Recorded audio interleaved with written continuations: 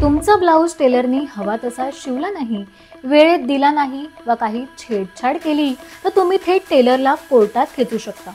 मंडळी, मी गंमत करत नाहीये, तर हे अगदी खरं आहे। कारण अहमदाबादच्या कोर्टानं चक्क एका लेडीज टेलरला ब्लाऊज वेळेत शिवून न दिल्यानं शिक्षा सुनावली।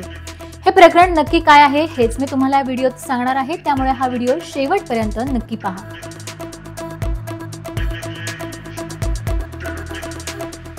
तर प्रकरण आहे अहमदाबादच्या नवरंगपुरातलं।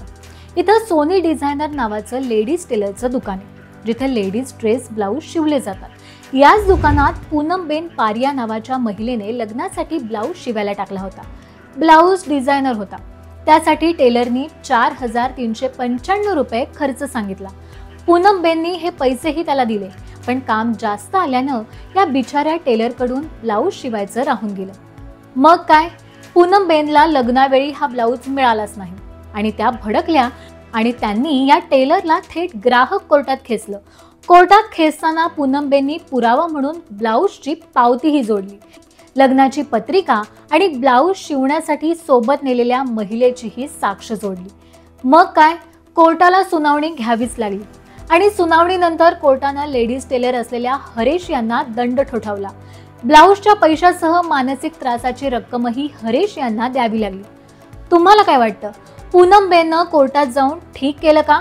आणि तुम्हालाही कुठल्या लेडीज टेलरचा असा अनुभव आहे का? आम्हाला कमेंट करून नक्की कळवा। धन्यवाद।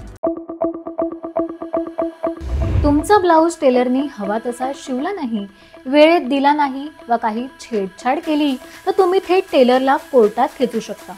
मंडळी, मी गंमत करत नाहीये, तर हे अगदी खरं आहे। कारण अहमदाबादच्या कोर्टानं चक्क एका लेडीज टेलरला ब्लाऊज वेळेत शिवून न दिल्यानं शिक्षा सुनावली।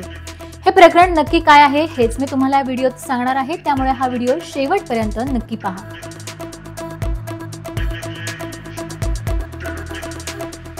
तर प्रकरण आहे अहमदाबादच्या नवरंगपुरातलं। इथं सोनी डिझायनर नावाचं लेडीज टेलरचं दुकान आहे, जिथे लेडीज ड्रेस ब्लाऊज शिवले जातात। याच दुकानात पूनमबेन पारिया नावाच्या महिलेने लग्नासाठी ब्लाऊज शिवायला टाकला होता। ब्लाऊज डिझायनर होता, त्यासाठी टेलरनी 4,395 रुपये खर्च सांगितला। पूनमबेननी हे पैसेही त्याला दिले, पण काम जास्त आल्यानं या बिचाऱ्या टेलरकडून ब्लाऊज शिवायचं राहून गेलं। मग काय, पूनमबेनला लग्नावेळी हा ब्लाऊज मिळालाच नाही आणि त्या भडकल्या आणि त्यांनी या टेलरला थेट ग्राहक कोर्टात खेचलं। कोर्टात खेचताना पूनमबेननी पुरावा म्हणून ब्लाऊजची पावतीही जोडली, लग्नाची पत्रिका आणि ब्लाऊज शिवण्यासाठी सोबत नेलेल्या महिलेचीही साक्ष जोडली। मग काय, कोर्टाला सुनावणी घ्यावीच लागली आणि सुनावणीनंतर कोर्टानं लेडीज टेलर असलेल्या हरेश यांना दंड ठोठावला। ब्लाऊजच्या पैशासह मानसिक त्रासाची रक्कमही हरेश यांना द्यावी लागली। तुम्हाला काय वाटतं, पूनमबेननं कोर्टात जाऊन ठीक केलं का? आणि तुम्हालाही कुठल्या लेडीज टेलरचा असा अनुभव आहे का? आम्हाला कमेंट करून नक्की कळवा। धन्यवाद। सोशल मीडियावर व्हिडिओसाठी आता डिग्री शिवाय व्हिडिओ केला तर सरळ जेल, कायदा मोडला तर थेट 12 लाखांचा दंड। आपल्याकडे आजकाल कोणीही उठतो आणि सोशल मीडियावर शिकवायला लागतो। ज्याला डॉक्टरचं स्पेलिंगही लिहिता येत नाही तो हेल्थ टिप्स देतो, तर ज्याने आयुष्यात 1 रुपयाही बाजूला काढलेला नाही तो फायनान्स टिप्स देतो। हे सगळं आपल्याकडे चालत असलं तरी हे चीनमध्ये चालणार नाही, कारण चीनने असा कडक कायदा केलाय की ज्यामुळे सो कॉल्ड सोशल मीडिया इन्फ्लुएन्सरचा बाजार उठलाय। नक्की काय केलंय चीननी आणि आपल्याकडेही हा कायदा होऊ शकतो का, हेच मी तुम्हाला या व्हिडिओतून सांगणार आहे, त्यामुळे हा व्हिडिओ शेवटपर्यंत नक्की पहा। नमस्कार, मी ऐश्वर्या सावंत आणि तुम्ही पाहत आहात टाइम्स नाऊ मराठी।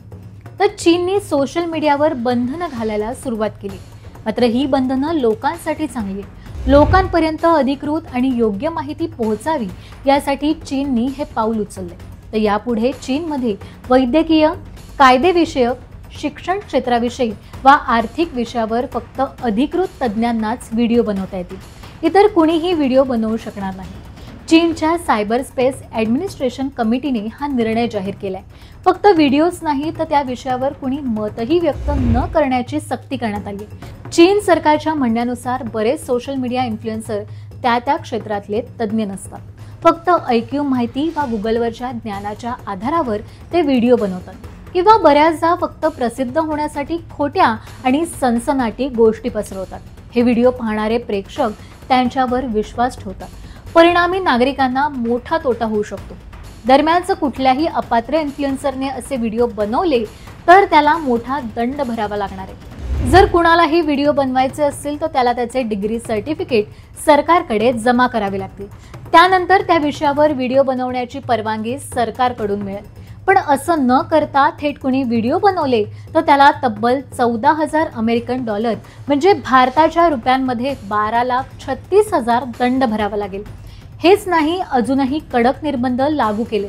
ते तर ऐका, कंटेंट तयार करणाऱ्याला त्याच्या सूत्रांची नावं सांगावी लागतील। जर व्हिडिओत कुठल्याही प्रकारे AIचा वापर केला असेल तर ते व्हिडिओत आधीच सांगावं लागेल। कुठलं पेड प्रमोशन करत असेल तर तेही स्पष्ट करावं लागेल। म्हणजे चीनने थेट इन्फ्लुएन्सरच्या पद्धतीवर थेट वारच केलाय। ना सनसनाटी तयार करणारा कंटेंट चालेल, ना खोट्या बातम्या, ना खोटे दावे। जे खरं असेल ते साध्या सरळ सोप्या भाषेत आणि डिग्री असेल तरच सांगा, नाहीतर सरळ गप गुमान घरात बसा। तुम्हाला काय वाटतं, असा कायदा आपल्याकडेही करण्याची गरज आहे का? आणि हा कायदा झालाच तर कुठला इन्फ्लुएन्सर पहिले बॅन होईल आणि सूत्रांच्या हवाला देऊन बातम्या करणाऱ्या न्यूज चॅनलचं काय होईल? तुमचं मत आम्हाला गावाच्या नावासह कमेंट करा आणि टाइम्स नाऊ मराठी चॅनलला सबस्क्राइब करायला विसरू नका। धन्यवाद।